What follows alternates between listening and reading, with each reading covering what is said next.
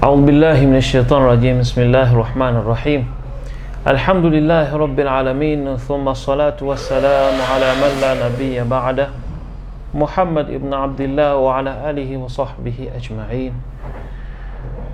abalungi abatulaba ku Al-Hidayah Islam Media, tumwebaza Allah subhanahu wa ta'ala atukoledde enteekateeka ennungi nga ekulembezebwa okuba nti atuwadde obulamu obulungi, ate era n'atusisinkanya nate omulundi gwaffe guno omujja, omwezi gwaffe guno omulungi ogwa Ramadan. Tuzze okubeera nga twogera ku nsonga ez'enjawulo, naye naddala ensonga eriwo twe tubeera mwezi ogwa Ramadan. Fedda we twakulira twasanyukanga nnyo nga tuyingidde mwezi ogwa Ramadan, era ng'ebimu ku bitusanyusa ennyo kwe kubeera nti twalyanga bulungiko okusinga mu nnaku endala. Baatuguliranga ku ngoye empya okwawukanako ku myezi emirala. Twayinanga bakadde baffe bye baatukulizaako mu mwezi ogwa Ramadan, ebyenjawulo bye twafunanga okukira ku myezi emirala.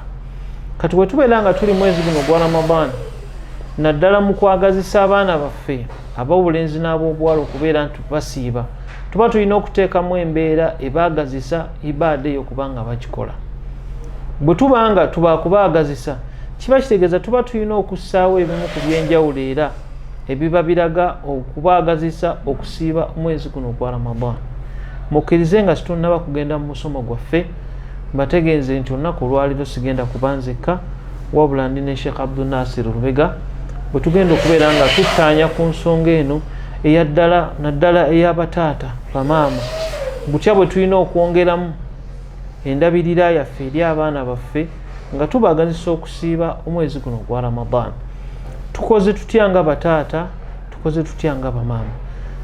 Mukkirize ate nsooke mbaweeko muganda wange mukama wange Sheikh Abdul Nasir Rubega ababuuzeeko, wanaamala obabuuzaako ate tugende butereevu mu musomo gwaffe gwa bulijjo ogwa leero. Ssebo, bismillahi rrahmani rrahim. Abatulaba abalungi, assalamu alaikum wa rahmatullahi wa barakatuhu. Wa alaikum salam. Mwebaza Allah nannyini buyinza akyusakyusa embeera n'atujja mu mbeera n'atuteeka mu mbeera endala. Tumusaba Allah mu mwezi omulungi guno gwe tulimu atusseeko okusaasira kwe n'okusiima kwe, atuwangalize ezzadde lyaffe ng'ebirabo bye yatuwa, atuteere obutebenkevu mu maka gaffe, atusobozesa okubeera ng'ayanukula bye tuba tukoze mu kiseera kino eky'okusiiba. innahu waliyu dhalika walqadirun alayhi walhamdulillahi rabbil alamin. Amina. Sebo Sheikh Abdul Nasir, twagala otusigire ekifaananyi okusookera ddala obusiraamu butusomesa butya okutandikira ddala eri mu ndabirira ya taata owaka. Obusiraamu butusomesaawo tutyawo, tulina kubeera nga tulabirira tutya abaana baffe ab'obulenzi n'ab'obuwala. Twagala tuwe ekifaananyi ekyo nga kiri jeno mu nnaku endala, ate twagala otuweeyo n'ekifaananyi naddala omwezi guno ogwa Ramadani bataata bamaama bandiyisizza batya abaana baabwe. Naam, a'udhu billahi minash shaitani rrajim. Bismillahir rahmanir rahim. Alhamdulillah. Muganda wange nkwebazizza okubeera ng'oleeta omulamwa kugimu ku miramwa gye ndabanga gye gisinga egyandibadde gyettanirwa mu mbeera yonna ya tarbiyya y'Obusiraamu, ey'okukuza kwaki kw'Obusiraamu, haithu anna nti omuntu yenna ebbanga lyamala ng'atereezezza foundation y'omwana eno waggulu ebijja, wallahi bibeera mu baraka. Bw'otunuulira mu Qur'ani ey'ekitiibwa, Allah omulungi bwe yali ayogera ku baana mu mbeera zonna yabatwalanga nga nsonga nkulu. Omulungi Muhammadin sallallahu alaihi wasallam bwe yabeeranga n'abaana kyabanga kyanjawulo nnyo, nga wamutunuulira nibaga nti ono avuddemu embeera y'ekitiibwa kyaki ekitiibwa ki ekyalina obukyobwannabbi. Nayingira mu baana abato mu mbeera esaana okuyingira mu baki mu baana abato. Wakitiibwa Allah subhanahu wa ta'ala mu Qur'ani ey'ekitiibwa ne ku lulimi lwa Nabbi Muhammadin sallallahu alaihi wasallam yatugambira ddala okuteekateeka omwana even before ng'omwana tonaba kukola ki muzaala olulimi lwa nabbi sallallahu alaihi wasallam atugamba nti tahayyaru linutfikum nti abaaye wemugenda okufuna abaana oba ezzadde ebenga ennimiro omuntu anaagenda okulima asooka neyetegereza waagenda okukola ki okusiga wanaasiga ekibala kye tasobola kugenda ku lwazi nti asigewo tasobola kugenda ku mayinja ga kolansi nti asigewo ateekeddwa kunoonya ekifo kyalaba nti kigimu era n'amanya nti ekifo kino bwe kinaaba kitandise okubala kijja kubalako ekibala ekifaanana bwe kiti n'obusiraamu Allah mu Qur'ani y'ekitiibwa yatandikira ddala ng'omaze okuteeka ku mukyalawo n'ofuna olubuto kasitooka kasa nti nno omwana agenze mu lubuto n'azaalibwa yagamba Allah subhanahu wa ta'ala a'udhu billahi minash shaitani rajim bismillahir rahmanir rahim wali walidatu yurdi'na awladahunna hawlaini kamilaini liman arada an yutimma radaa nti owekitiibwa Allah subhanahu wa ta'ala yatugamba okubeera nga twegendereza nnyo nga tuzadde omwana naga nti abazadde bombi responsibility yajiwa abazadde bameka bombi taata ne maama nti abazadde bano yurdi'na bayonse awladahunna abaana baabwe hawlaini emyaka emeka ebiri kamilaini emijjuvu obulungi naga nti liman arada an yutimma radaa kwayo yenna eyandiyagadde okubeera nga ajjuliriza oluki ekitegeeza mu kuyonsa kuno taata alina obuvunaanyizibwa ne maama alina obuvunaanyizibwa abasinga bayinza okukirowooza nti obuvunaanyizibwa obusinga buli mu taata obuvunaanyizibwa buli eri maama kitegeeza nti maama bw'aba agenda kuyonsa omwana okulabirira kwa maama okuyonsa obulungi omwana kuva eri taata Allah ndoza kyali ate era mu maaso mu aya yo yennyini Allah subhanahu wa ta'ala yagamba nti wa alal mawludu lahu rizquhunna wa kiswatuhunna bil ma'ruf yaga Allah subhanahu wa ta'ala nono we bazaalidde ye musajja etaata kimukakatako rizquhunna okunoonya riziki yonaayonsa ne gwe bayonsa wakiswatuhunna n'okubambaza n'okufuna we basula bilmarufin okusinziira ku busobozi bw'abayina oba abantu wano obwetaavu bwe bakola ki bwe bayina era Allah n'agamba nti la yukallifu llahu nafsan illa ma ataaha nandi oli ajja kwekwasa nti nze sifuna nnyo balabika baali bagamba mugagga nedda yagamba nti Allah tabeera nga atikka muntu mugugu okujjako ng'asinziirira ddala ku busobozi bwe agati nti bwe tubanga tuli ku baana abato oba ku baana generali mu kisiibo muno tutandikire ddala eno wansi kuba emitima gy'abasiraamu mu kisiibo giteera okubeera nga gigaziwamu gisumulukuka ne babeera mu kkokko ku nsa kubanga ebiseera ebisinga buli bwe tubeera tukoze eki tuzadde abaana tuddira abaana ntugamba nti bano babakyala then n'olekera omwana omukyala azaale akuze nga tofuddeeyo kijja mu maaso buli bw'oba ng'olina obusobozi bwonna bw'oba ng'olina obusobozi obusoboka mu mbeera yonna sawa busobozi bwa kigambo masala nyinza okwesanga gy'ozadde tosobola kuweereza sente ewaka tosobola kuleeta kantu naye ng'akatono k'olina katuuka ewaka ne balaba nga tikakola ki osobola okwogera ebigambo ebirungi ebizza emmeeme y'amaama ono n'alabirira ki n'alabirira omwana mu mbeera esinga okubeera ennungi kati Allah kyeyava agamba nti wa alal mawludu lahu gwe bazaalidde ono naye ayina roolo ekuuma emmeeme ya maama w'omwana nga mukkakkamu so si kugamba nti munnange twagalayo akateeteeyi k'abaana ng'oli mu mawanga wagenda kukola oba twagalayo sabbuuni w'abaana oba twagalayo pampa z'abaana n'olyoka oddamu eggambo eddene nyoga nti byonna by'olina okunsaba olina kunsaba ebyo Allahu akbar akati Allah subhanahu wa ta'ala n'awumbawumba embeera eyo n'aga nti la yukallifu llahu nafsan Allah tasobola kuteekako muntu nsonga yonna illa ma ataha okujjako ekyo kyabakoze eki kyayinamu obusobozi min nahiya mu mbeera etandika. Era njagala okutegeeza lwakuba nti ensomesa yaffe wano e Uganda ekwatagana n'obubumbwa bwe Uganda. Ojja kusangayo amawanga ng'omukyala bw'azaala omwana buli nnaku asaba sente ezikola ki ezimuyonsa. Njagala onsasula omwana wo nkole ki muyonse. Naye taklidi zaffe wano twamanya nti omukyala avunaanyizibwa kyenkanyi n'omwami okubeera ng'akoze eki. Ekyokubiri nga bw'oŋŋambye nti tuggireyo ddala foundation y'omwana eno gy'atandikira ddala, tulina ebyokulabirako bingi ku mulungi Muhammadin sallallahu alaihi wasallam. Oweekitiibwa Muhammad sallallahu alaihi wasallam yalina enkola ze ewakaawe naddala ku baana abato. Nabbi sallama yalina Zainabu yawangalako naye, yalina Anas yawangala naye, yalina Hassan ne Hussein yawangala nabo, n'abaana abalala bonna.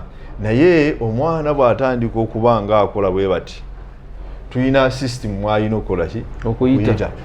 Mulimu system ey'okubeera nga tuzannya naye almudaaba, mulimu system ey'okubeera ta'adhiri okubeera ng'omuyigiriza okumusomesa, mulimu empisa ey'okumuteekamu thika okubeera ng'omuyigiriza ekyokukola, mulimu system ey'okubeera nga omufuula omusajja oba omukyala omuki omwesimbu, then nembeeramu ne system y'okubeera nga omuyigiriza ibaada. Ebyo byonna kuweekitiibwa Muhammadin sallallahu alaihi wasallam yabikola ku bato ne ku bakulu. Twala ekyokulabirako oweekitiibwa Muhammadin sallallahu alaihi wasallama lumu yali muswala, ali muswala akulembedde basahaba be n'atuuka ku sujudi. Anasi yatugamba ebigambo ebyo, bw'atuuka ku sujudi Nabbi sallallahu alaihi wasallama n'abeera nga yalwanvuya ku sujudi ekitateera kubeera mu bulamu bwa swalayi. Kakati basahaba bano beewuunya ne bagamba nti ya omusajja leero nga atututte mu mbeera gye tutalabangako. Nti omu yasitula n'ekyenyi ng'asuubidde nti anna rasulu sallallahu alaihi wasallama kad qubida, awambiddwa, Mungu amugjeemu omwoyo ng'ali ku sujudu. Naye agenda okwetegereza haraka za nabbi nga ziraga nti akyali mulamu. Sallallahu alaihi wasallama bwe yamaliriza esswala ekyava abuuzibwa nti ya rasulallah, olwaleero nga waliwo ensonga ekyuse muki olwaleero esswala ng'egwanvuyemu. Nabbi sallallahu alaihi wasallama n'addamu ekigambo kino kyenjagala buli muddu yenna yandikitegedde. N'ewaka omwana omuto ayinza okujja nga muzannya naddala nga musiiba naddala mu budde buno obw'ekisiibo, najja obaze n'akamereka n'akakuyisa ku mumwa nga totegedde.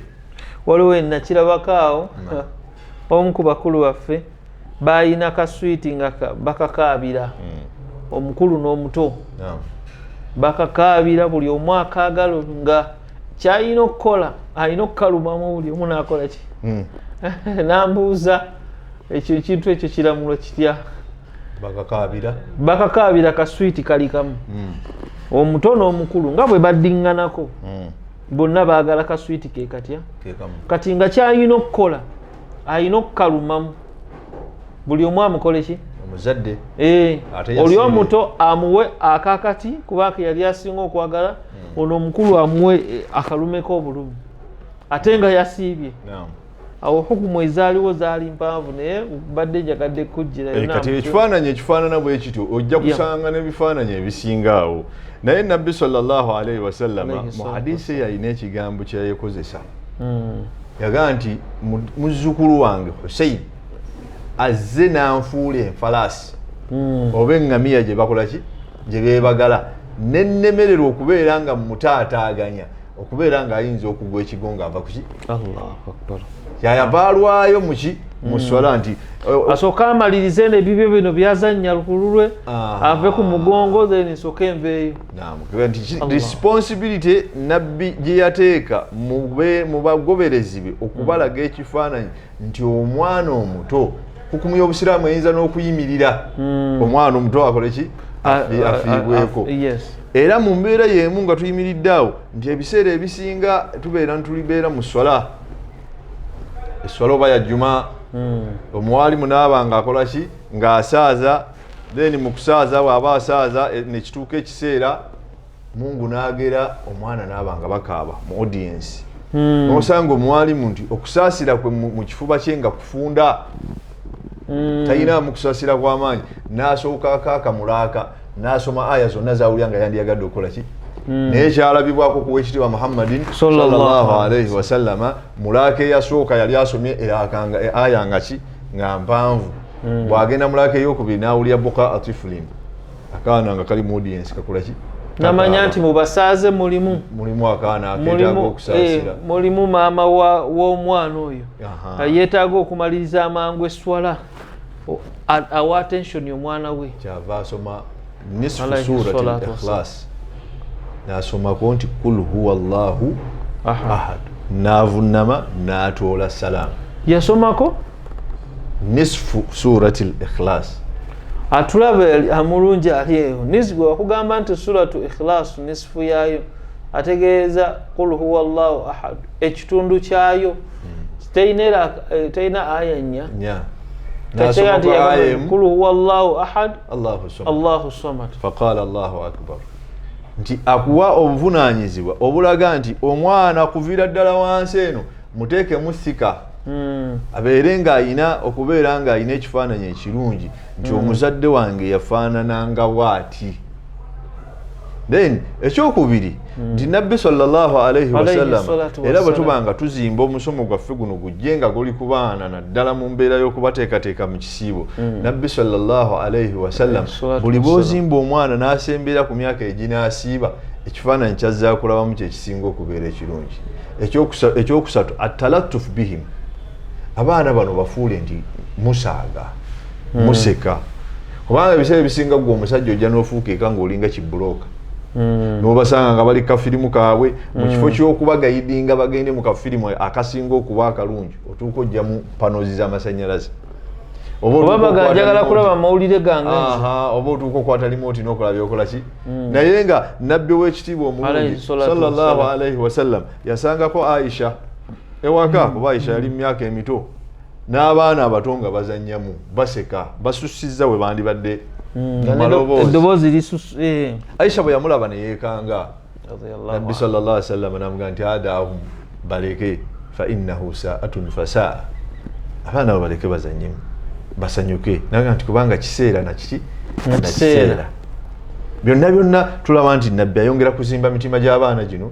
gijje nga gikola ki nga gikula naye ate wakati mu kuzimba emitima gy'abaana ate tetulina kubaleka nga bakola ki nga bakulanga bwe baagala baba balina okubaako amateeka balina okubakubaako oba bajja kutuuka ekiseera nga balina okutwala responsibilities kakati ekyokulabirako nabbi saa sallama yawangaala n'Anasi naye n'alengera embeera Anasi ono yali muto gye yeemanyiiza so wano n'abakadde baffe baagikolanga bwejjukira edda bwe twatuulanga ku lujjuliro omwana baalina polisi tolina kukola bwoba ofukamidde omukono gwo tegulina kubeera nga gukoze bwe gutiki nga gwegolodde nti oli mu kusaba ki oli mu kusaba bagenyi kyakulya oba twalina enkola nga omuntu bw'osimba omukono bw'oti nga ofukamidde era nayo yali nsobi mu kulaba kw'abaali bakola tarbiya ne kalica gye twakola ki gye twalina ne nabbi sallallahu alaihi wasallam yeegendereza Anasi ono ng'akyali muto beebimu ku bye baatugamba ng'okyayimiriddeko awo mbu totuula ku siga lya ffumbiro ojja kumera ebbango ekigendererwa si kumera bbango wabula butatuula ku ssiga kubanga lijja kwokya kati ne nabbi ye ate yalaba Anasi nga buli bwajja okulya emmere babanga ebadde ya nnyama kuba bo baalyayanga ku lujjuliro ng'era aya bw'etukubiriza abantu twanditudde wamu ne tuliira wamu Anasi buli bwe yajjanga ng'akwata mu maaso g'emmere y'omuntu amuli obusukka lusaniya n'amugamba nti Anasi bw'oba otandika okulya samillah tandika na kigambo nti bismillahi rahmani rahim n'amugamba ekyokubiri wakul biyaminika liisa omukono gwo ogwa ddyo ekyokusatu wakul mimma yaliika okubeera ng'olya emmere kuliki ekuli maaso bazadde baffe kibakikolanga naye saawa eno olw'okuba nti tulina polisi eyakuliira ku buki ku busowaani sikiri haramu era tekirimu buzibu bwonna, nakyo kya sunna kubanga ne aya tulagira okuliira wamu, laisa alaikum junahan an taakulu jamian au ashtatan. Allah yagaa nti mulina tabbu kuliira wamu oba nga mukoze ki, nga musaasanya. Akati omwami ono nabbi sallallahu alaihi wasallam kyava agamba nasi nti beera ng'olya emmere eriki eri mu maaso go. Kitegeeza ki nti wakati mu kubeera nga tuzimba abaana newakubadde tubaagala nnyo, tulina itaabuni ze tulina okukola ki, okuyitamu.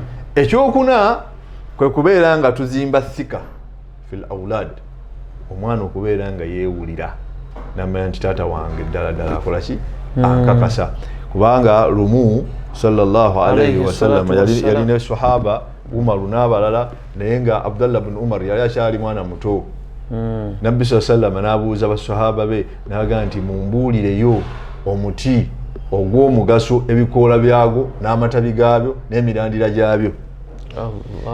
Bano basahaba abasinga bonna ne babeera nga batidde okuddamu nabbi sallallahu alayhi wasallam olw'ensonyi, balowooza nti ayinza okuleeta ansa etali ntuufu, ne basiriikirira. Abdullah bin Umar yali atudde ne kitaawe n'agamba nahlu gwe muki omutende.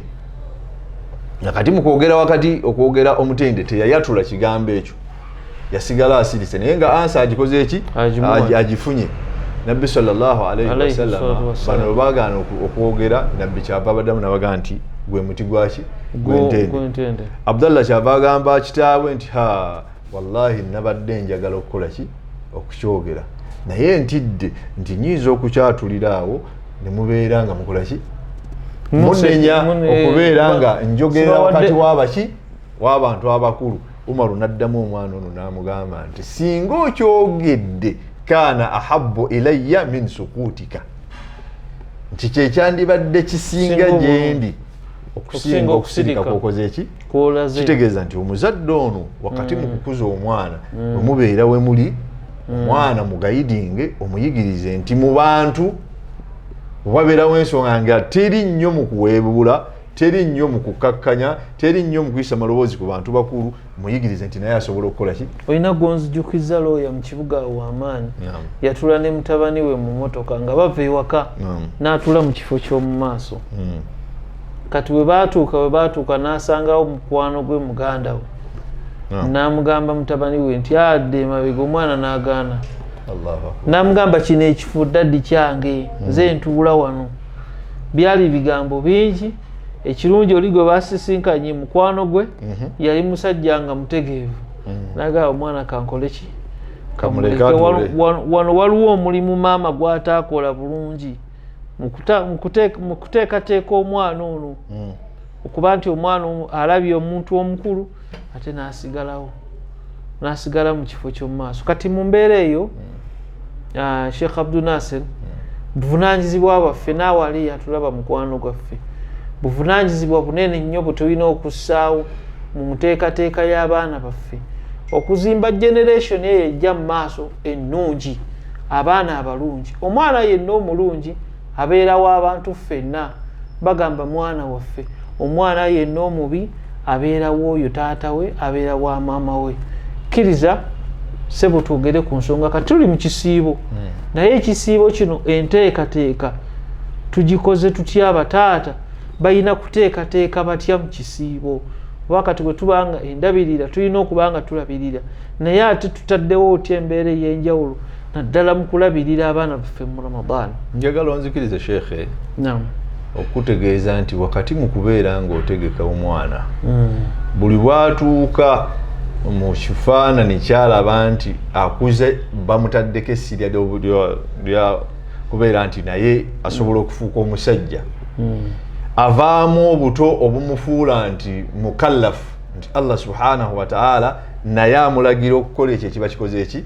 Kubanga ebiseera ebisinga omwana ajja n'atuuka mu myaka egisiiba n'agamba nti okusiiba kw'abasajja baki bakulu. Kirabibwa nnyo mu kiseera nga ne Ramadaan ekoze eki, ewedde, n'osanga omuvubuka myaka 218 n'agamba nti okusiiba si tatya okwo kwaba maki, kwaba maseeka oba kwaba kadde.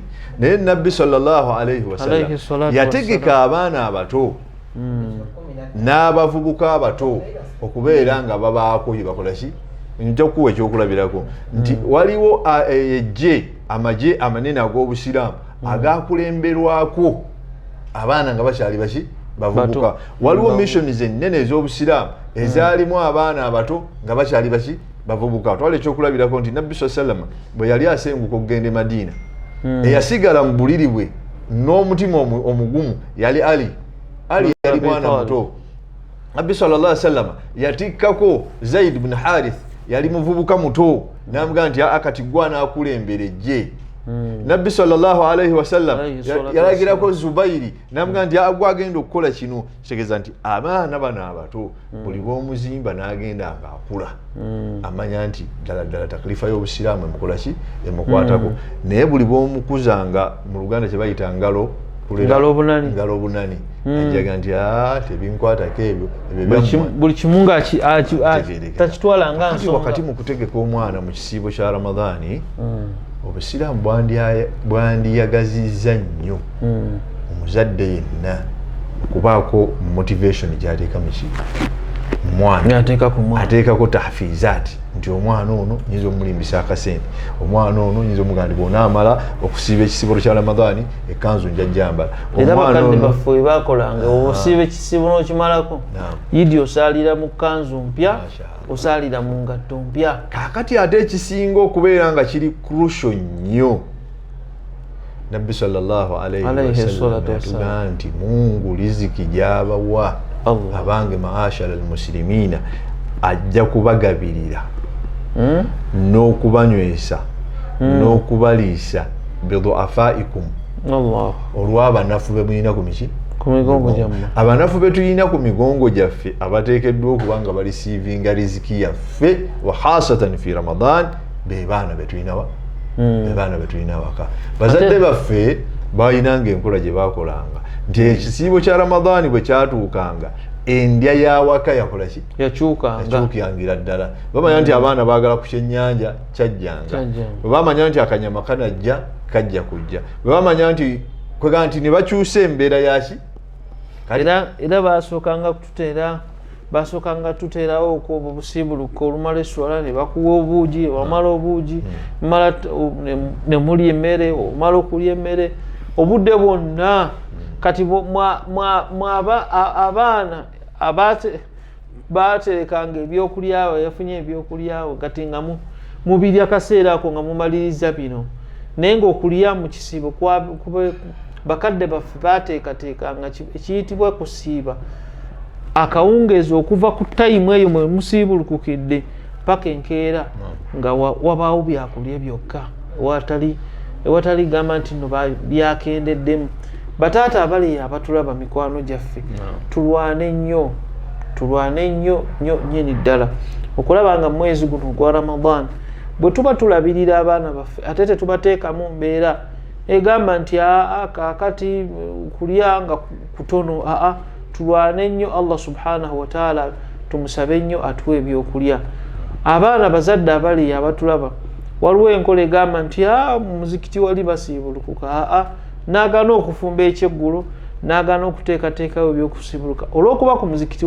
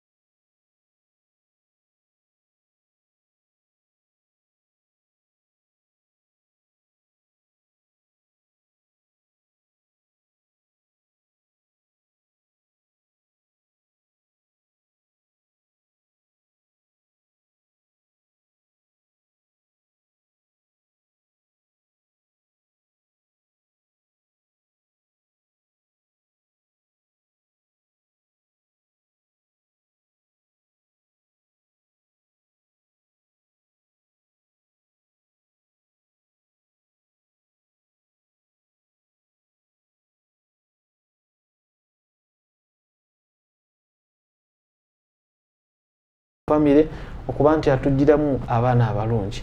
Tusaba Allah subhanahu wa ta'ala akkirize okusiiba kwaffe, ate era tukisaba Allah atulongoseze abaana baffe ab'obulenzi n'ab'obuwala, kubanga be bagenda otwogezaako oluvannyuma lw'okuvaawo kwaffe ku bulamu buno obw'ensi. Mukirize olw'obudde nga bwe bufaanana, ate tubeere nga tukomawo. Nsigadde nze muweerezaawo Zubair Kurubi Abdallah, ate era tusinkane omulundi omulala. Assalamu alaikum wa rahmatullahi wa barakatuh.